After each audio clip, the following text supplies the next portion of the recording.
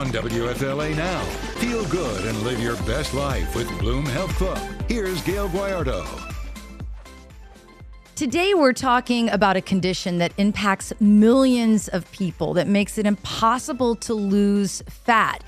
Most of the time, this impacts women, and they don't even know they have it, which is exactly what happened to our next Bloom Health Club guest, Allison Jacobs, who is a Lipedema Warrior, a body positivity expert, a content creator, and someone who makes millions of people smile every day on her social media platforms. She's become a good friend to Bloom over the years. Welcome, my friend. We're so happy to have you.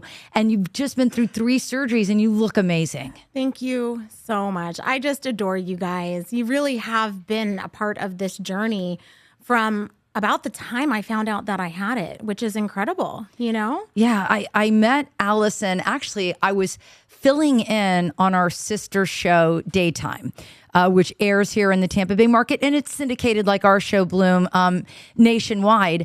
But we met because Allison started dancing on social media during the pandemic, and NBC spotted her and they put her on a fun show, and it was all about, you know, who's dancing the best, who knows these TikTok dances, and no one can rival our Allison. Look at her. I mean, she's just amazing and cheering up millions and millions of people. But along the way, as you're posting these fun videos, people started to make comments and DM you and say, I think you have something called lipedema. You did not know what that was. No. I mean, it was a while before I actually started Googling it because I thought maybe they meant lymphedema. And I'm like, there is absolutely no way that I have some disorder. I mean, I've been going to an endocrinologist since I was 9 because I'm hypothyroid, or I have hypothyroid. I'm like, there's no way something like that could be missed, right? And then it got to the point where I couldn't ignore the messages, the comments. And when I saw the images of these women with lipedema, I was like, whoa, that looks like me. Yeah. Yeah.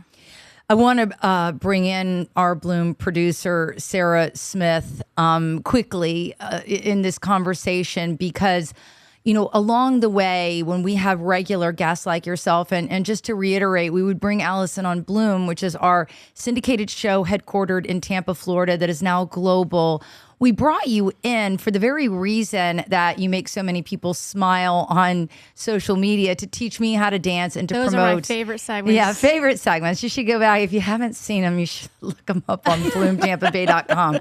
They make me cringe, but they make most of you laugh. You are such a good sport. I've come a long way over the years, but it was behind the scenes, really in the beginning when, because we become friends with our close, you know, we become close friends with guests like you that come regularly. We get to know you. You're part of our family. Like we really genuinely grow to love you and to care about you. And you opened up to us and you said, hey, I'm dealing with this condition. At the time, you didn't mention to Sarah and I that you were even contemplating surgery. No. And really at the time I wasn't, because I didn't realize, I didn't think that I was experiencing discomfort or pain. And like, you know, we've begun to talk about, especially after surgery, you only have your lived experience. You only have your body, so you normalize it. You don't have anything to compare it to. But yeah, I mean... Yeah, it's unbelievable that she's noticed such a difference in mobility. She's noted a difference in her pain, which when you have pain, you learn to live with. You only know your lived experience, as Allison just said. So you made the very thought out. It was not a knee-jerk decision to have this surgery. You interviewed doctors. You found one of the best in the country, really in the world. There was one in Spain that we met along the way. And then you also introduced us to your doctor out in California, and you ultimately went that direction. Correct. Mainly because I love both doctors so much. They're both incredible. Dr. Amron in California performs his surgery awake, which means you don't have to go under general anesthesia. And I have a history of DVTs, which I had no idea. When you have lipedema, you're more susceptible What to is DVT, that? a deep vein thrombosis. Oh, okay. Yeah, that's right. I remember that. Pulmonary embolisms from it. Like, Wow. I do remember that phase of it, man. Because we've been talking about this with you and for more than a year now, between you discovering it, you trusting us with this, and then being so courageous to talk with our viewers about this and educate others. And then, your journey of what you were going to do to deal with this debilitating condition. What was the surgery like? So it is a very specific form of lymph-sparing liposuction. So you have to make sure that you find a doctor that knows what they're doing, because they use different size cannulas. It's an entirely different process. And if you see somebody that doesn't know what you're doing and your lymphatics get damaged, it can make things really, really, really, really bad. And I do want to say also, there are other options. There's conservative therapies, which conservative therapies don't remove the diseased fat, because we know that the only way as of right now to get rid of it is to have the liposuction. But what the conservative therapies do is help manage the symptoms. So as we were talking, and because it is a progressive disease, I did start to have pain. My back was hurting, my knees were hurting. And what you can do, some of the conservative therapies are manual lymphatic drainage. So that helps get your lymph moving so that it helps with swelling. There's different exercises. The pool is really, really great for people with lipedema. There's compression pumps that kind of mimic a manual lymphatic drainage massage. There's all of these things. There's dry brushing. But once, things become more advanced, surgery is really the next thing. And I really think that it's important that people understand for Allison, and we're looking at different, the exact dance moves, but in positions, and you can see the mobility that she has. Allison grew up dancing. You danced competitively, and at a very young age, when this started to form and you started to realize something was up, you became very self-conscious of this, even as a child. Oh, yeah, absolutely. I mean, especially in dance, you're around other girls your age, you're in leotards, looking at mirrors. How can you not compare yourself? And unfortunately, there was things said to me starting very, very young. And so I always just thought something was wrong with me. And in one of the pictures you guys showed, it was where I had my knee up like this. You could see how I could get it higher after the surgery. I remember my dance teachers would just be like, get your leg up. And I could not get it any higher, even when I was younger, because it just really impacts your range of motion. And as we went along this journey with you, we learned, because the Bloom team, we would start deep diving into research, that a lot of eating disorders are linked to lipedema. And sadly, no matter how much you starve yourself, because of the nature of the disease, you're not going to lose the fat. No, you'll lose weight, but where you have the diseased tissue, that doesn't go away.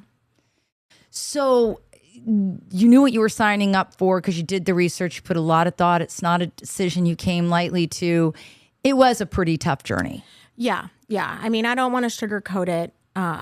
It was worth it. Oh, it was absolutely worth it. And that's before we even started, taping. I was telling you guys, in talking with other women that have had this procedure done, it's not a cakewalk, but not once has somebody said that they regret it. They say it is life-changing, and that's what it is. Yeah, and Allison has introduced us to so many incredible doctors, and actually the head of the Lipedema Foundation, which has raised $12.5 million for research. And there has been, some research done using MRI. And you're going to learn more about this if you tune in at 2 p.m. at Channel 8 here in the Tampa area. But wherever you can watch Bloom, we're on Hulu, Amazon, Fire, you name it. We broadcast around the world. You'll learn that they notice like some sodium or content or salt content underneath the skin. They see how those pockets of fat develop and they do not dissolve. So again, there's these less aggressive treatments, but which, Allison, you say you have to do that even after the surgery. Yes, that's something that I actually didn't realize going into the surgery. I did know that there is no cure. Having the surgery is not a cure. And I get that question a lot. Can the fat come back? And there isn't, to my knowledge, any research on that. All I know is that in talking with Dr. Amron, I think he said he's only had to revisit maybe 2 or 3 patients throughout his entire career. And he's been doing this well over a decade. Oh, yeah. Specifically lipedema. He's been doing liposuction specifically for over 20 years, which is insane. But yeah. Well, I want to bring in Sarah because Sarah, like myself, follows you on social media, and there is a psychological side of this that's really powerful. Yeah, I wanted to hit on that because I think when we've been talking, well, first of all, when I met you, I had no idea what lipedema was. I think that's the whole thing we're talking about today is just resources and next steps, and how can people who are also online, what do they do next? What's the next step for them? So what did it take for you to say, I'm going to use my social media platform to reach others and to share my story and be vulnerable? So I think really for me, in the beginning, I didn't talk about it because I really didn't believe I had it. I didn't believe it was a thing. I went back to my doctors here and they told me it wasn't a thing, which was really detrimental to my mental health. And how did you reconcile that? Well, I didn't for a while. My eating disorders that, it just popped right back up. But what it was finding other women that had the condition. I was on a podcast. It's the Lipedema Mamas podcast.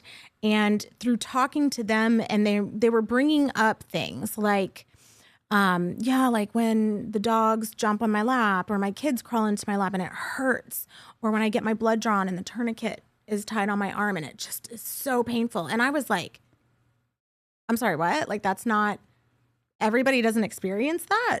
And they're like, no. And we just continued the conversation, and I'm like getting chills talking about it because that was for me like, okay, like it's time to like really understand that this is a real condition and you have it, and this is not just your body. This is not your fault. I think it's important to note, and again, I learned this from one of your experts, is that lipedema was first identified in the 1940s. And because 1940s? Yes. I had no idea. And because it primarily impacts women, and again, I'm not trying to get on a soapbox. The numbers are out there to prove. We actually did a 1-hour show on this.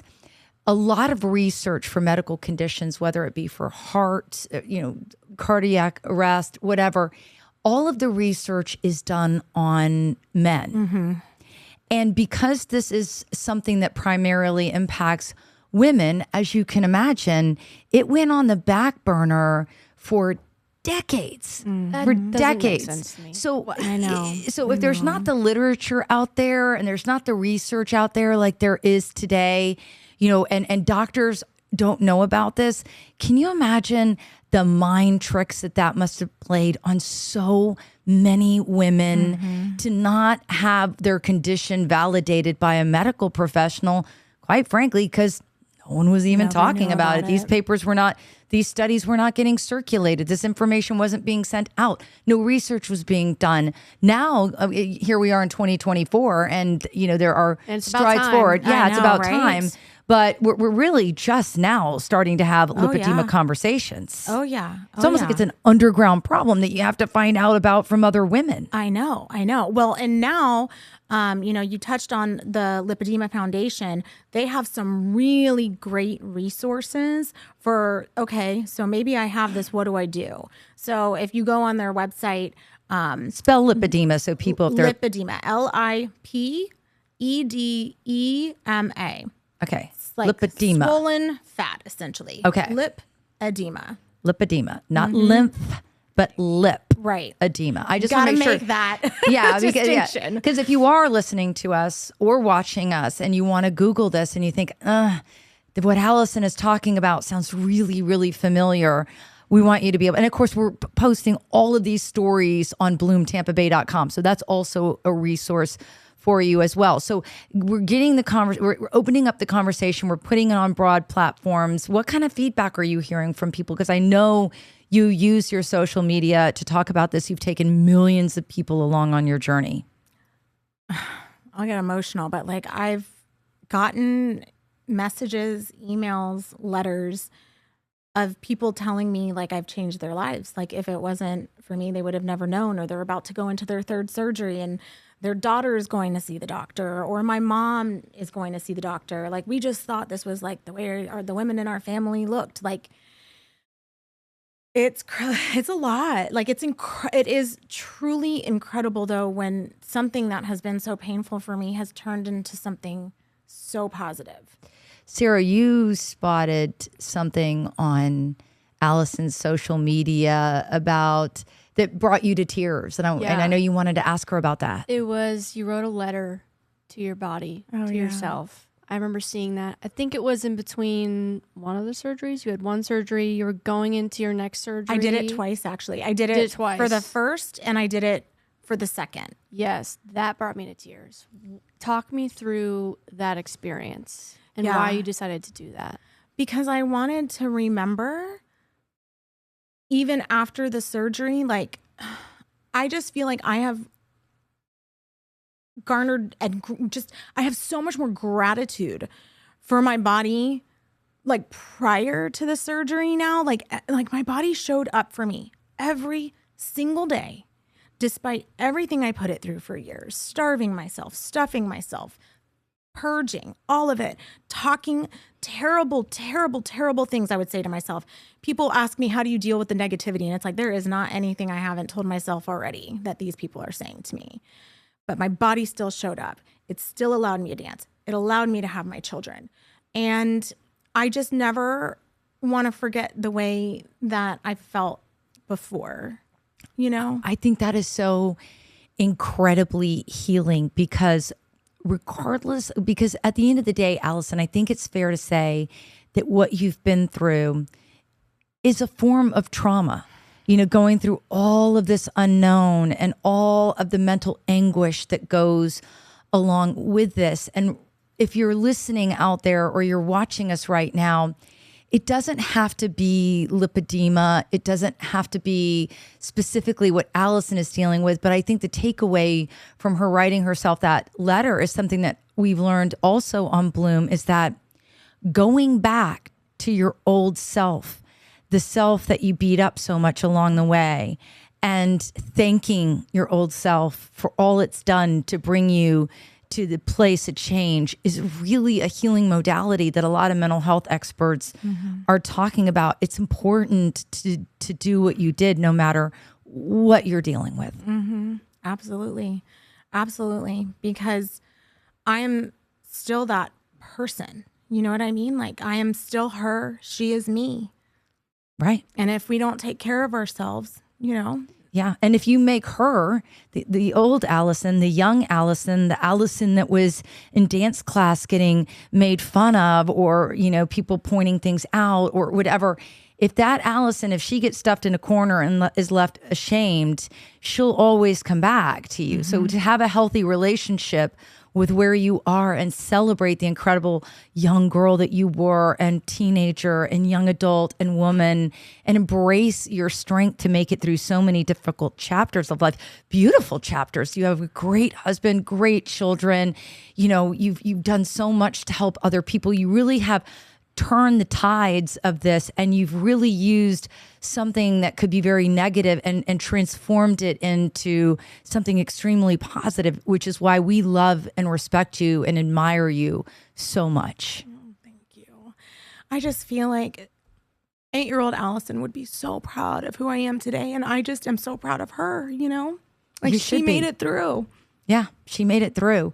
Did you have any more questions for Allison about her journey and what she's been through? Now. I know. What would be your lasting message of hope to people watching?